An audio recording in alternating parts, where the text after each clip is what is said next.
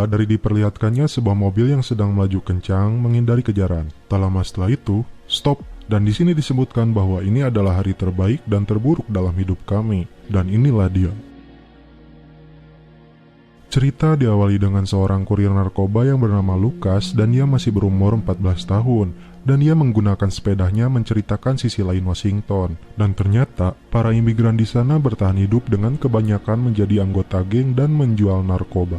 Di sini Lucas menjelaskan jalur peredaran narkoba dari mulai kurir seperti dia, kemudian naik kepada kolektor, dari kolektor lanjut lagi ke prajurit, dari prajurit kemudian kepada jester atau tangan kanannya, dan puncaknya adalah Big Boss yang bernama Rincon. Lucas di sini seperti mempunyai akses VIP karena dia dapat langsung berhubungan dengan Big Boss, namun sangat dibenci jester yang jadi tangan kanannya. Kemudian terlihat ada seseorang yang sedang diseret motor dan menjerit kesakitan. Ternyata dia adalah anak buahnya Rincon yang telah berkhianat dan hukumannya seperti ini. Ngeri guys. Ternyata Lucas punya pembeli yang berbeda yang memintanya untuk keluar dari geng. Dia adalah Daniel, seorang veteran perang Afghanistan yang kita lihat di awal film. Daniel yang ternyata bisu menggunakan HP-nya dan meminta Lucas untuk meninggalkan gangster dan menyuruhnya untuk melanjutkan sekolah. Namun faktanya dia sendiri tetap membeli narkoba kepada Lucas. Berpindah scene kepada sang Big Boss. Dia sedang berada di rumahnya dan dia mengintip dari balik gerbang ada sebuah mobil dan beberapa penumpang di dalamnya yang sepertinya sedang mengawasi rumahnya. Dan tak lama setelah itu, Rincon langsung menghampiri adiknya dan berpesan untuk bersiap malam ini. Kembali ke Lucas. Dia sedang berkeliling menagih uang termasuk kepada bapak tua penjual buah-buahan. Karena keadaan ekonomi, si bapak tua itu kembali meminta waktu untuk membayar hutangnya karena istrinya sedang sakit parah. Akhirnya Lucas memaafkannya dan memberinya waktu sampai dengan minggu depan. Kembali ke Rincon, datang seorang pendeta ke rumahnya. Dia memberi saran agar upacara pernikahan adiknya sebaiknya dilakukan di gereja, tapi Rincon menolaknya karena alasan keamanan mereka. Lucas yang sedang bertemu dengan para kurir narkoba mendapati adiknya di sana dan bersemangat bilang padanya ingin menjadi kurir narkoba seperti kakaknya. Tentu saja ini membuat Lucas marah dan menggusur adiknya ke sekolah untuk belajar. Daniel yang sedang berjalan bersama seorang wanita beserta anaknya kemudian membeli sarapan telur mata kuda. Karena melamun, dia diprotes oleh beberapa orang gangster yang ada di belakangnya. Karena teguran dari anggota gangster itu terlalu berlebihan, hampir saja membuatnya marah. Karena kesabarannya, dia tak terpancing untuk membalas teguran mereka. Dan kemudian dia pergi ke sebuah gang, dan dia bermaksud untuk meminum obat yang dibelinya dari Lucas. Ternyata obat itu adalah obat penenang, dan sekaligus untuk mengobati rasa sakit kepalanya, karena trauma dengan kejadian perang di Afghanistan pada saat itu. Tak lama setelah itu, dua gangster yang hendak merampas obat tersebut telak dipukul karena keahlian militernya semenjak dahulu. Di rumahnya Rincon telah kedatangan calon suami adiknya yang bernama Thomas, lalu mengajak mereka masuk ke sebuah ruangan untuk berbincang. Thomas dan keluarganya begitu tegang karena ya kita tahu bagaimana kejamnya Rincon. Ini yang akan menjadi bagian keluarganya ternyata. Sampai di rumah bandar narkoba Rincon, Lucas lalu menyerahkan hasil tagihannya kepada Rincon. Rincon yang sangat menyukai Lucas karena kecerdasannya menjadi kurir membuatnya mendapat tempat khusus dan sudah seperti dianggap keluarga sendiri oleh Rincon. Di sini terungkap, Lucas mempunyai kakak yang terbunuh di luar sana karena berusaha menghindarkan narkoba dari Lucas. Rincon pun bercerita bahwa dia sangat menyayangi adik satu-satunya yang disabilitas dan menjalani kehidupan keras ini karena kedua orang tuanya sudah tewas. Lucas pun diberi perintah kembali untuk mengantarkan 2 paket narkoba khusus ke seseorang dekat pom bensin, lalu menyuruhnya kembali. Kemudian datang jester yang menjadi tangan kanan Rincon, sekaligus yang sangat iri kepada Lucas. Kenapa bukan aku yang mengirim paket itu, kata jester.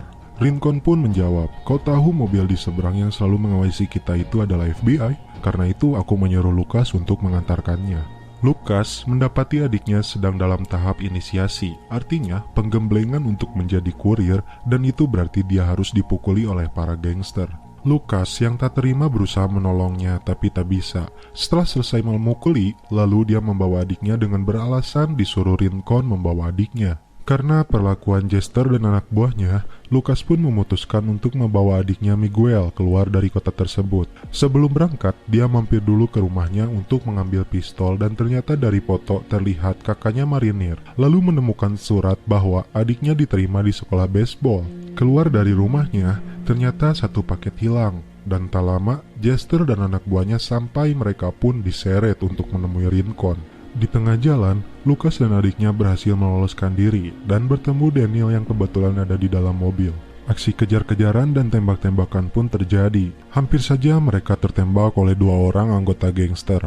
Namun naasnya, anjing mendiang kakaknya tertembak. Di rumah, Rincon dan keluarganya sedang sibuk menggelar pernikahan adiknya. Dan berusaha menghindari kejaran gangster, akhirnya Daniel dapat melumpuhkannya. Diperlihatkan satu paket yang dibawa Lucas tertinggal dalam mobil dan terbakar, sedangkan mereka harus segera meninggalkan kota tersebut. Jester yang melaporkan kejadian ini kepada Rincon, kemudian menyuruh seluruh anak buahnya menangkap hidup-hidup Lucas dan membawa paketnya. Di sini Lucas sadar bahwa paketnya tertinggal satu dan berada di rumahnya. Dia berniat kembali ke rumahnya, namun Daniel melarang agar segera pergi meninggalkan kota ini selagi ada kesempatan. Di sisi lain, Rincon didatangi Spider penguasa wilayah lain yang menunggu paketnya dan tak pernah datang. Isinya ternyata sejumlah uang yang sangat besar. Lucas bersama adiknya kembali ke rumahnya dan menemukan paket tersebut, namun ternyata si gendut dan Jester ada di sana menjebaknya. Mereka pun akhirnya dibawa ke rumah Rincon. Daniel yang pulang ke bengkelnya mendapati ayah ceweknya dihajar para gangster. Akhirnya dia dengan membawa golok naga, dia berniat menyelamatkan anak-anak itu. Hampir sampai di rumah Rincon, 2 gangster mencegatnya, dan di sini Daniel hampir saja terbunuh.